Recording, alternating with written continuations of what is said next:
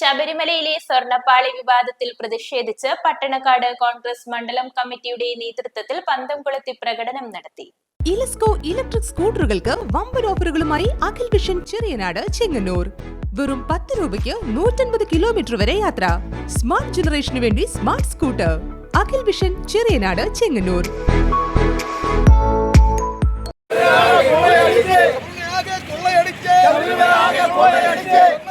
ശബരിമല സ്വർണ്ണപ്പാളി വിവാദത്തിൽ ദേവസ്വം ബോർഡ് പ്രസിഡന്റും ദേവസ്വം മന്ത്രിയും രാജിവെക്കണമെന്നാവശ്യപ്പെട്ടുകൊണ്ട് പട്ടണക്കാട് മണ്ഡലം കോൺഗ്രസ് കമ്മിറ്റിയുടെ നേതൃത്വത്തിലാണ് പൊന്നാമ്പള്ളി ടൗണിൽ പന്തം കൊളുത്തി പ്രകടനം നടത്തി പ്രതിഷേധിച്ചത്. പട്ടണക്കാട് മണ്ഡലം പ്രസിഡന്റ് PM രാജേന്ദ്രബാബു അധ്യക്ഷത വഹിച്ചു. പ്രതിഷേധ സമ്മേളനം DCC അംഗം MK ജയപാൽ ഉദ്ഘാടനം ചെയ്തു.